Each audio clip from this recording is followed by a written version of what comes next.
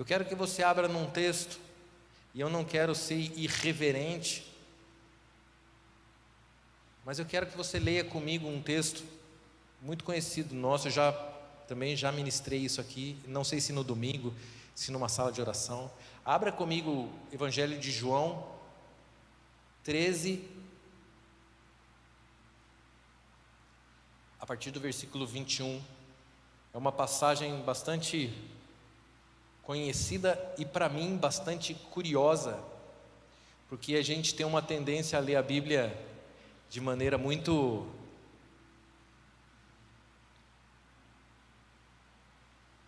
eu não diria formal, mas de uma maneira muito litúrgica. Então eu quero ler rapidamente esse texto de duas formas. Uma da maneira que eu normalmente leio a Bíblia, dessa maneira litúrgica, e depois com uma outra entonação. João 13, 21, de 21 a 28. Não vai dar. Ditas estas coisas, angustiou-se Jesus em espírito e afirmou: em verdade vos digo, que um dentre vós me trairá. Então os discípulos olharam uns para os outros, sem saber a quem ele se referia. Ora, ali estava aconchegado a Jesus um dos seus discípulos, aquele a quem ele amava.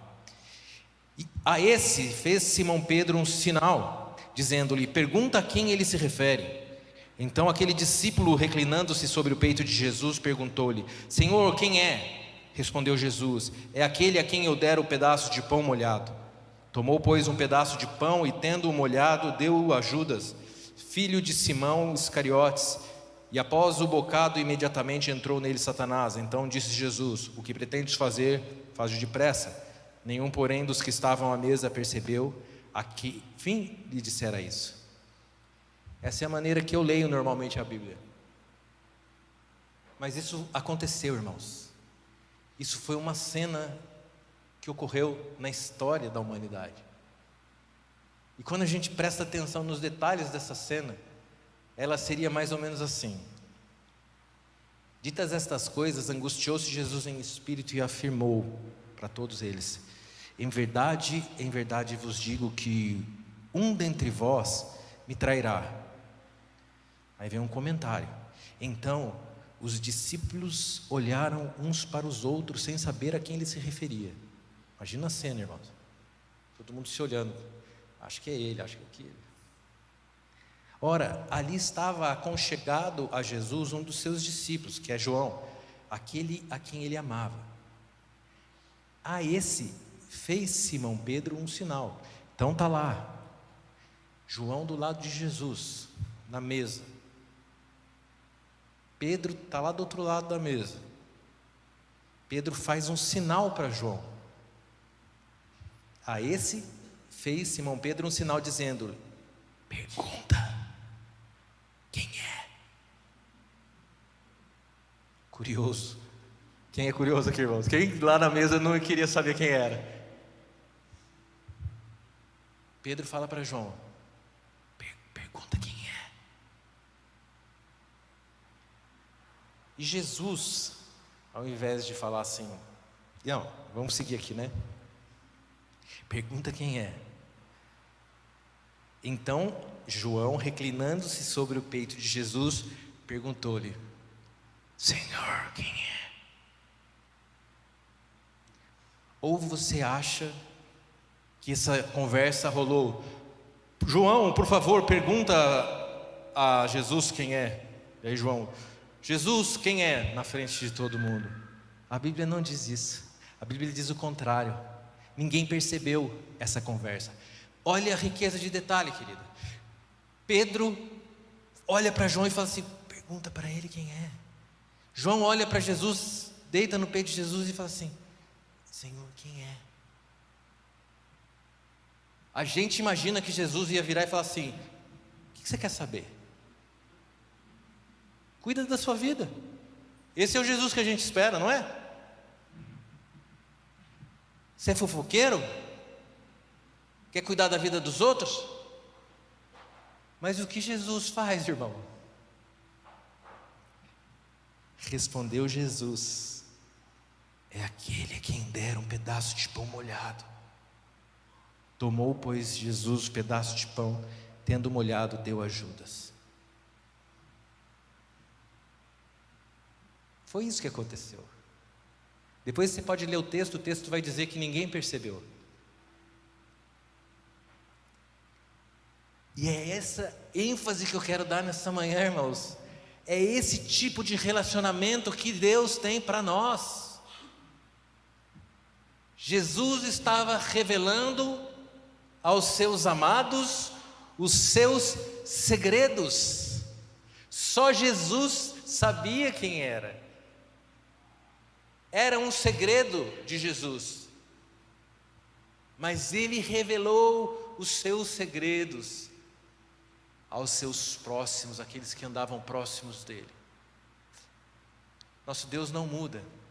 Salmo 103, versículo 7 diz assim: manifestou os seus caminhos a Moisés e os feitos aos filhos de Israel.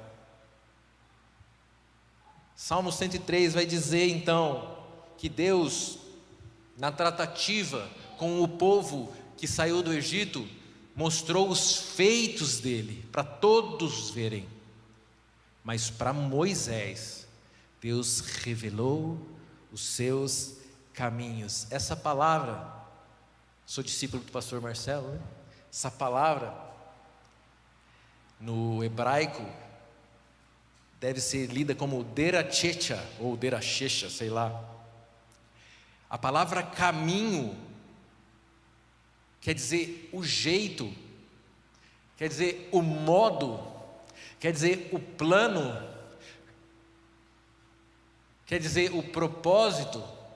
Então Deus mostrou para Israel os feitos dele, mas para Moisés Ele mostrou o jeito que ele age, qual é o modo de agir de Deus, qual é o propósito das coisas.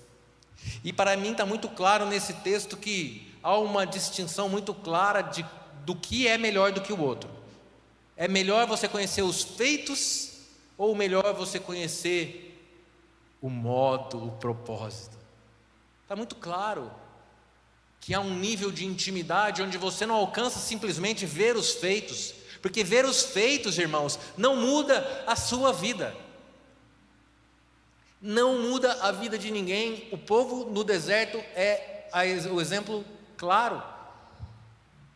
Viram todas as pragas. Faraó viu todas as pragas. O povo viu o mar se abrir.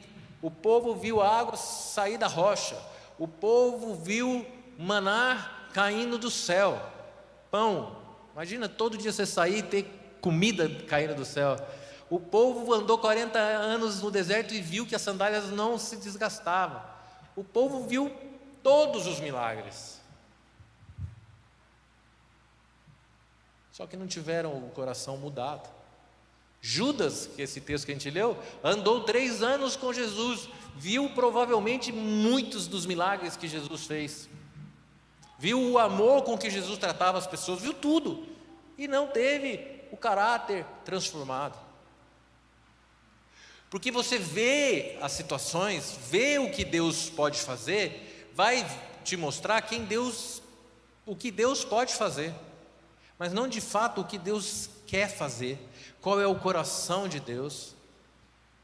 Nessa manhã eu queria que você entendesse que há um nível maior de intimidade com o Senhor, há um caminho de intimidade, há uma posição que devemos caminhar de intimidade, de entender o coração de Deus, porque os feitos estão aí, né? Salmos 19:11 diz: os céus proclamam a glória de Deus e o firmamento anuncia as obras das suas mãos.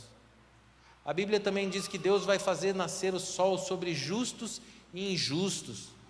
Então, irmão, se você, o injusto, aquele corrupto, aquele cara que você mais odeia na face da terra, pensa aí quem é. Não vale político. E essa pessoa que você fala assim, cara, esse cara não presta, ele vai ter o mesmo calor do sol que você, ele vai receber a mesma chuva que você, Porque os feitos de Deus é para todo mundo, mas os caminhos são para aqueles que o temem. Lembra que eu falei? Jesus revelou os seus segredos. A intimidade do Senhor é para aqueles que o temem, a quem Ele revelará a sua aliança. Essa palavra intimidade também, algumas versões dizem segredos. Os segredos do Senhor são para quem o temem. Então, irmãos, há um caminho de intimidade, temor, zelo, para que a gente conheça os caminhos e os feitos. Foi isso que talvez Paulo estava tentando retratar quando ele escreve: deveras considero tudo como perda, pelo pleno conhecimento, pela sublimidade, pela excelência do conhecimento de Cristo Jesus, por amor do qual perdi todas as coisas e considero como refúgio para ganhar a Cristo. Paulo era o cara, ele deixou tudo para conhecer Jesus. E talvez o que eu esteja falando para você esteja cansado de ouvir, irmãos.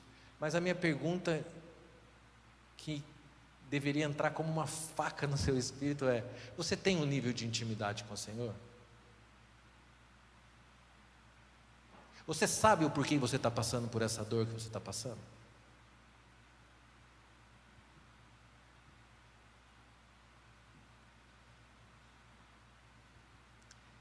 Você sabe por que você não arruma emprego? Ou você sabe por que você é tão abençoado?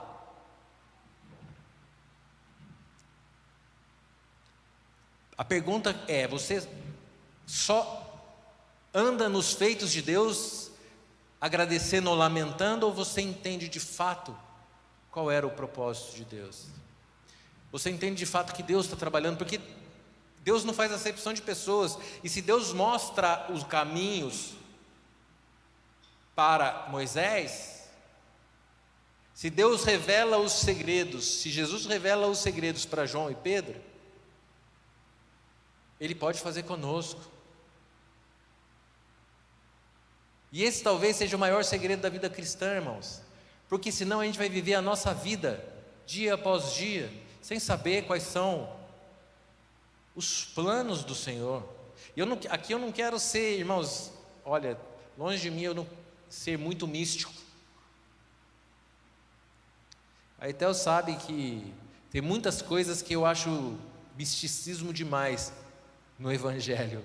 No Evangelho não, desculpa, na maneira evangélica de ver as coisas. Mas que Deus tem um plano e que Ele quer revelar, isso é claro. E Ele faz isso de diversas maneiras. 80% ou 90%, quem sou eu para dizer percentual, mas a maioria das vezes pela Bíblia, irmãos. É através da palavra, quando você tem o seu momento de leitura, que Deus vai falando ao teu coração. Ele vai usar os cultos, Ele vai usar pastor, Ele vai usar a sala de oração, Ele vai usar um irmão que vai sair daqui da frente e lá orar comigo, Ele vai usar. Mas, irmãos, há um caminho e há um nível de intimidade maior que nós precisamos buscar. Esse exemplo foi claro, eu vou citar aqui, foi o Douglas, o irmão que foi lá falar comigo. Acho que Deus até deixou acontecer isso hoje para que eu usasse de exemplo. Eu estava com temor, irmãos, de pregar, porque eu não tinha certeza daquilo que Deus queria falar. Eu tinha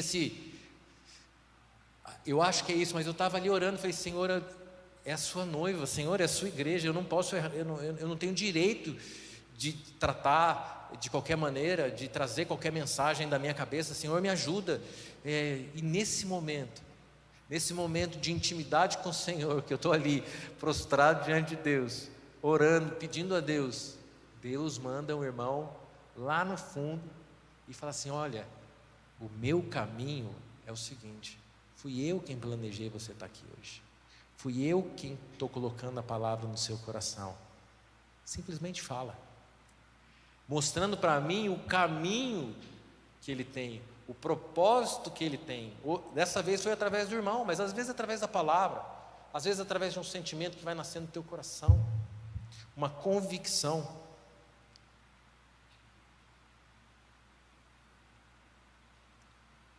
E eu quero fazer uma distinção primeiro entre aqueles que conhecem os feitos e os que conhecem os caminhos. Pessoas que conhecem os feitos apresentam sintomas que a gente viu no povo de Israel no deserto. Normalmente quem está acostumado e quem está aqui, se você hoje está aqui só porque você precisa de um milagre de Deus, Deus pode fazer. Se você precisa de uma cura, Ele pode fazer. Se você precisa de um emprego, Ele pode te dar. Se você precisa de um feito de Deus, Ele pode fazer. Aliás, a gente canta: você já fez, você fará, é verdade. Mas se você só quer conhecer os feitos de Deus e só ver as bênçãos de Deus, você não está andando no caminho de cristianidade. Não é isso que o Senhor nos ensina. Eu também já falei aqui, Jesus, nós gostamos muito daquele Jesus que diz assim: vinde a mim, vós que estáis cansados e sobrecarregados, e eu vos aliviarei. Esse Jesus, irmão, todo mundo quer. Vinde a mim, você que está precisando de uma cura. Vinde a mim, você que está triste. Vinde a mim, você que precisa de dinheiro. Vinde a mim, você que está amargurado. Vinde a mim, eu posso te aliviar. Esse Jesus todo mundo quer. Agora o Jesus que diz assim: olha, vinde após mim. Se você quiser vir após mim, negue a sua vontade.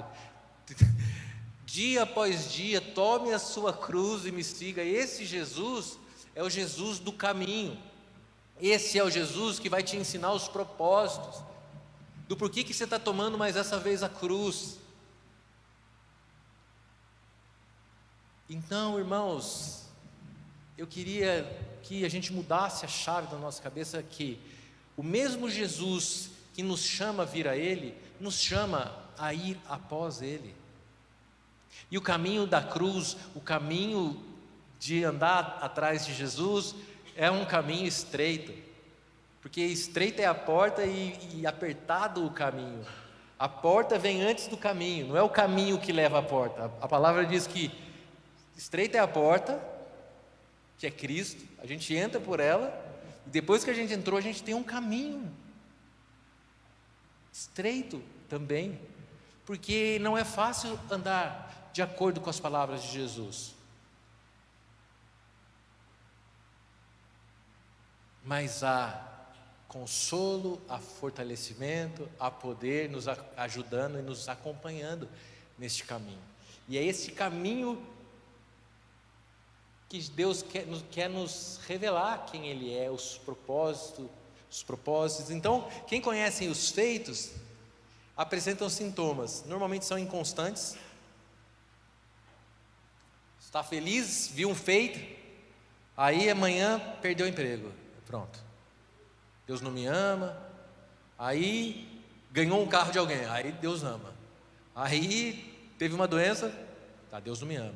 Inconstante, o povo no deserto, ora amava a Deus, adorava a Deus, ora construía um bezerro de ouro. Murmurador, aquele que olha os feitos de Deus se torna murmurador, porque se Deus não fizer, meu Deus, mas de novo tem que ir lá, de novo tem que ir. O Davi e o Vitor, todo domingo, 8 horas, tem que estar aqui, irmão. De novo tem que ir lá. Não tem outro baixista, não? Se bem que agora tem o Léo de novo, de volta ao time. Aliviou um pouco, né, Vitor? Mas se torna murmurador. Pessoas que olham só os feitos de Deus se tornam murmuradores, críticos. Olha o povo de Israel. Será que o Senhor nos tirou do Egito para nos matar aqui nesse deserto? Será que foi por falta de sepultura lá no Egito? Ainda irônicos ainda, irmãos. Reclamando do pão que caía do céu, porque estava com saudade das cebolas e dos alhos e do pepino do Egito. Irmão, quem é que tem saudade de alho e cebola, irmão? Eu tenho saudade da picanha, pastor. É ou não é? Pastor Paulo é o carnívoro aqui, irmãos. Tenho saudade do pudim de leite condensado, das fatias húngaras da minha sogra. do alho não tem, mas eles tinham. Então eles reclamavam, murmuravam, eram carnais, idólatras. Então, se você tem apresentado esses sintomas, se você vive inconstante, para você tudo é motivo de reclamação. Se você vive na carne, vive murmurando, vive brigando, irmão, você está apresentando sintomas daqueles que estão atrás dos feitos de Jesus, dos feitos de Deus. E a boa ou má notícia para você, dependendo do ponto de vista, é que você vai receber os feitos de Deus, porque os feitos de Deus são para qualquer um.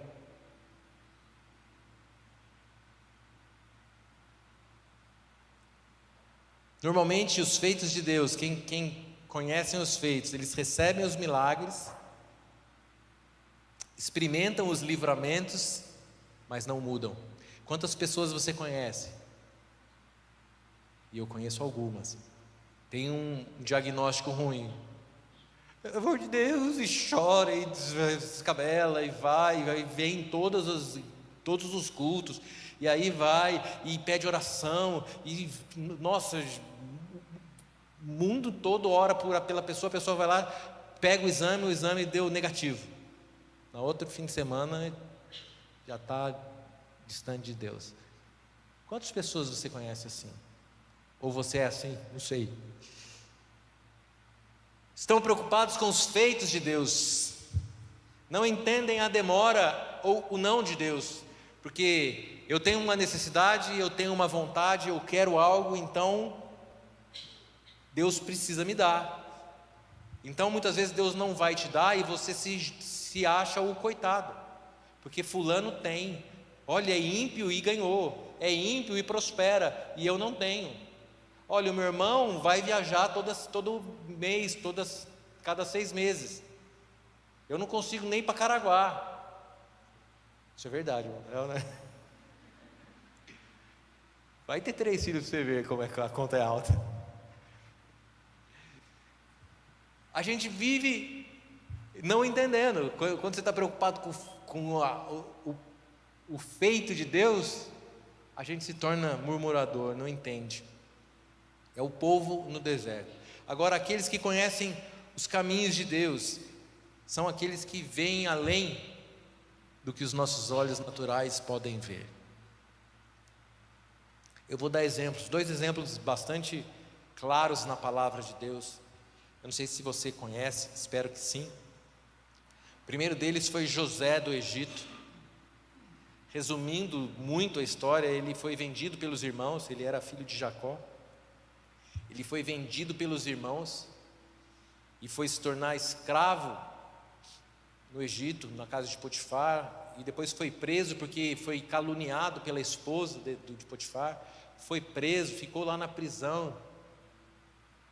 Aí um dia Deus teve graça e ele interpretou um sonho do faraó, e aquilo fez com que faraó o levantasse como o homem mais importante do Egito, somente abaixo de faraó.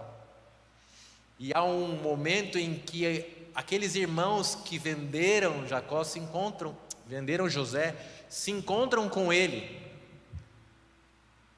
E essa é a parte mais linda da história, porque naquele momento José fala para eles assim: olha, não pensem vocês que foram vocês que planejaram isso.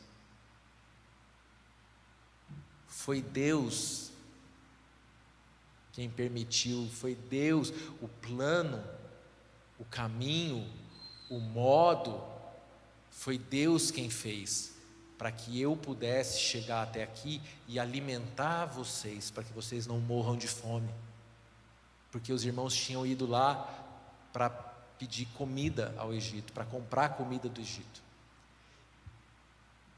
José entendia a maneira de Deus agir. Eu falei Moisés? Não, José. José entendia o coração de Deus. Quer ver um outro exemplo? No livro de Esther, também é uma passagem muito conhecida, um livro que eu amo. Há uma figura que se chama Mordecai ou Mardoqueu em algumas versões, e ele é como se fosse um primo de Esther, que se torna rainha da Pérsia. E Esther, ela se torna rainha de um rei. E naquela cultura as pessoas não podiam se chegar ao rei de qualquer maneira. Se achegasse sem avisar ou sem permissão, era passível de morte. E então um inimigo, eu sempre confundo o nome dele, é Amã, né? Decide e faz um plano para matar todos os judeus. E isso cai no ouvido de Mordecai, de que o plano era matar todos os judeus. Esther era uma judia, só que ninguém sabia, porque ela era rainha. Então, aquela moça, Esther, que sempre foi muito bonita, e faltou um detalhe na história, ela sempre foi muito bonita e ela conseguiu ser rainha através de um concurso, um concurso de Miss da época, e ela se tornou a rainha. Então, Mordecai fica sabendo do plano e vai conversar com a Esther, para pedir ajuda a ela. E ela diz àquele homem que foi enviado por Mordecai, diz para ele assim: olha, fala para o Mordecai que é perigoso, que assim, eu não posso fazer isso, eu não posso entrar diante do rei. Com medo, irmãos. E aquele homem leva isso para Mordecai, e Mordecai fala algo de quem conhece o coração de Deus, de quem conhece os propósitos de Deus, de quem conhece os modos, os planos de Deus. Ele fala assim: avisa para Esther que, assim, parafraseando, se ela é rainha hoje, é porque Deus a levantou. Ele diz basicamente uma frase que é: será que não foi para um tempo como esse que você foi levantada como rainha? Será que não foi plano de Deus te colocar onde você está, para que você pudesse nesse momento salvar o teu povo? E aquilo entrou como uma flecha no coração de Esther, e aí então a gente sabe o fim da história. Mas esse microfone está meio ruim, Mate.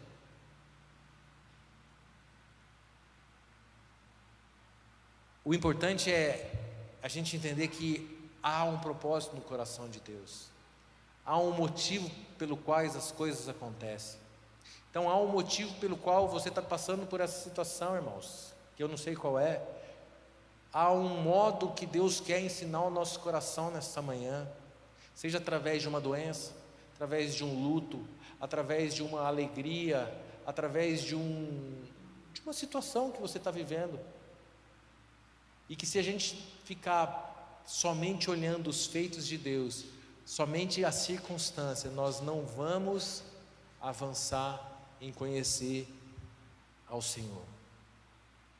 E é possível mudar de patamar? Pastor, hoje eu estou muito ligado nos feitos de Deus. É exatamente isso que o Senhor está falando aí, que eu estou vivendo. Eu só fico feliz com Deus quando eu estou empregado, quando não tem nada de problema na minha vida. Eu só estou de fato querendo o Deus o milagre de Deus, né? E não o Deus de milagre. Que é uma diferença entre você buscar o milagre de Deus e você buscar o Deus que faz milagres. Se você está nessa situação que você só precisa de Deus para receber algo, e você não sabe como mudar, eu quero te dar uma boa notícia: é muito possível. É muito possível você caminhar em intimidade com o Senhor.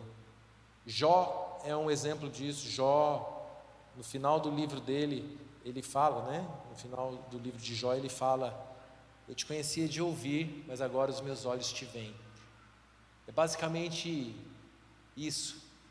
Ele sofre o livro todo, 38 capítulos, sofrendo, perdendo tudo, Deus permitindo que ele perdesse todas as coisas, e ele lamentando. Depois você lê o livro de Jó, aí lá no capítulo 38 o Senhor encontra ele e começa a revelar quem ele é, quem Deus é e quem Jó é. e começa a colocar Jó no lugar dele. E Jó então começa a entender o caminho de Deus, os propósitos de Deus. E fala: antes eu te conhecia de ouvir, mas agora meus olhos te veem. Há um caminho, uma trilha a seguirmos, no caso de Jó, de muita dor, irmãos. Deus usando as dificuldades, as enfermidades, as perdas, para moldar o coração do seu servo, para moldar o coração do seu filho.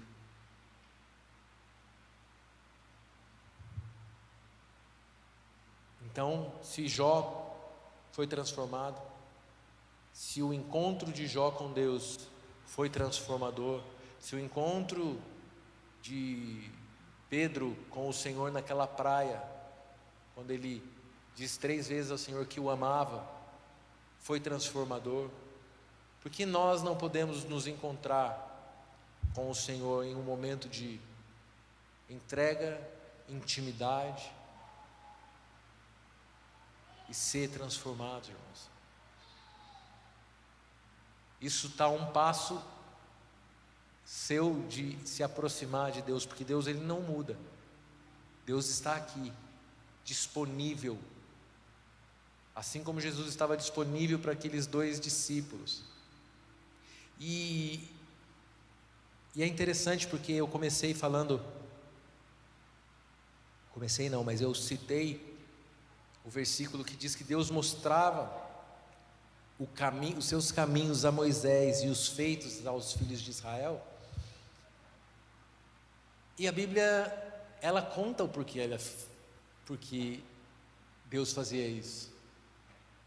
E a resposta não podia ser outra, porque havia da parte de Moisés uma intenção, irmãos, uma intenção de estar próximo de Deus, uma intenção de caminhar nessa intimidade, nesse conhecer e prosseguir em conhecer. Agora, como é que nós vamos conhecer a Deus, irmãos? Como que você conhece a Deus? É andando com Ele. Abre comigo Êxodo 33, a gente já está terminando.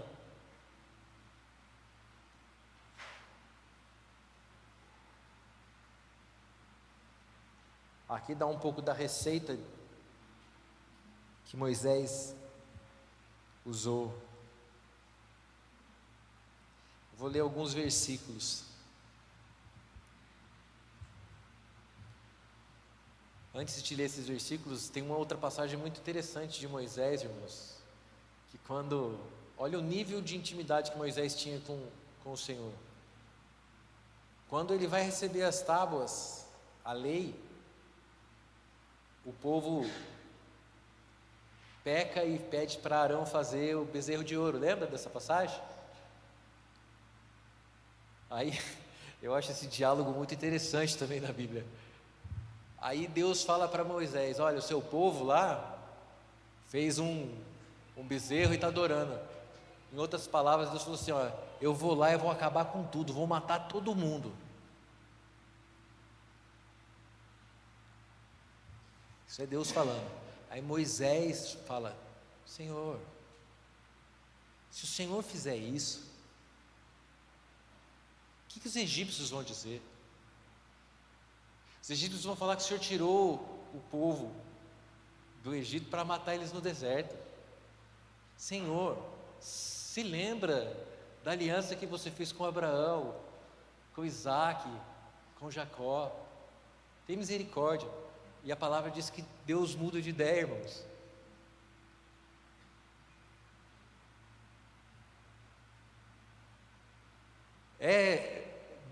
Dá para entender com a cabeça natural? Deus tem uma ideia, eu vou fazer. Moisés vai lá e dá conselho para Deus. É como se Moisés desse um conselho para Deus, mas ele lembrou Deus, e Deus mudou de ideia, a palavra diz. Então, irmãos, não é que a gente vai dar conselho para Deus, mas eu quero exemplificar com um tipo de intimidade que Deus tem com você, que quer ter com você, nas suas dificuldades, naquilo que você pensa. É um relacionamento, é de revelar os seus segredos e ouvir os segredos do Senhor.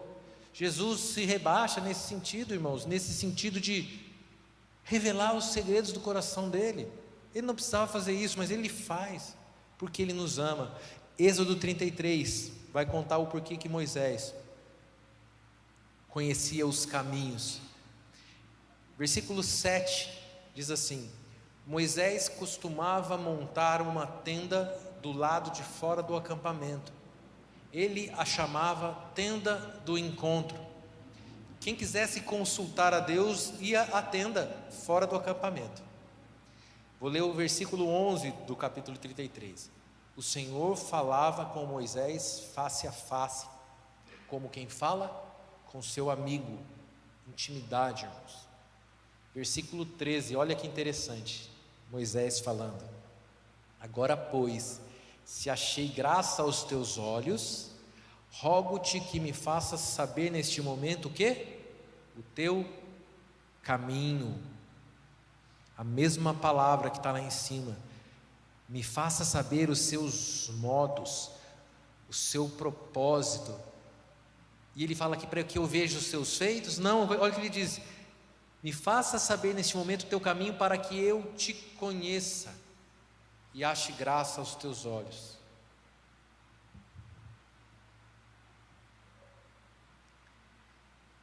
Resumindo a palavra, o Senhor tem um nível de intimidade que você não é capaz de imaginar que Ele quer ter com você.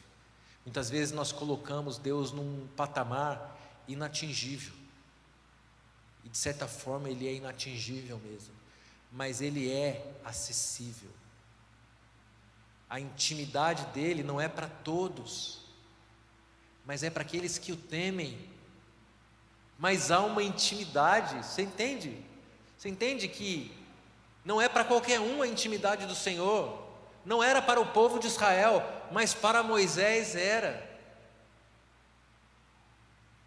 Você está contente com o nível de intimidade que você tem com o Senhor?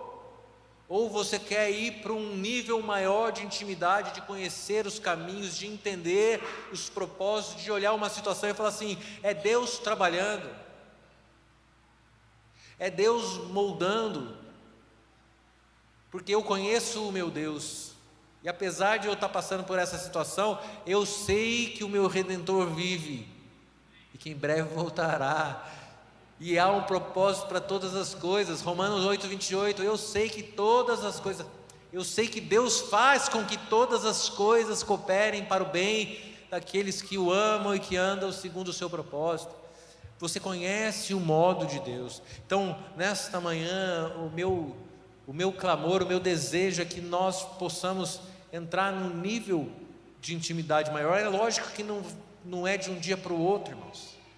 Eu não vou te chamar aqui na frente e falar assim: ó, vem aqui que eu vou dar um golpe gospel em você, e você vai passar a ter uma intimidade maior. Não vai, irmãos, assim, enfim. Não é dessa forma. Pode ser, pode, Deus pode fazer, pode, mas não, eu não vou fazer isso hoje. Mas eu quero te incentivar a buscar esse nível de intimidade, porque esses dois homens, Pedro e João, também conseguiram essa intimidade, não foi de um dia para o outro. A palavra diz, Pedro e João, Tiago também, mas nesse caso, Pedro e João estavam em tudo com Jesus, todas as situações mais importantes, Jesus carregava eles. Isso se chama intimidade. Onde nenhum outro discípulo Jesus deixava ir, os dois estavam. Isso foi construindo um nível de intimidade que resulta nisso. Segredo. Uma situação interessante da palavra. Minha pergunta nesta manhã é: se você quer um nível de intimidade maior, se você quer, você precisa seguir o caminho de Moisés. E o caminho de Moisés é ter uma tenda do encontro com o Senhor. É basicamente isso, irmãos. Resumindo toda a palavra, tenha uma tenda do encontro com o Senhor. Aonde é a sua tenda do encontro?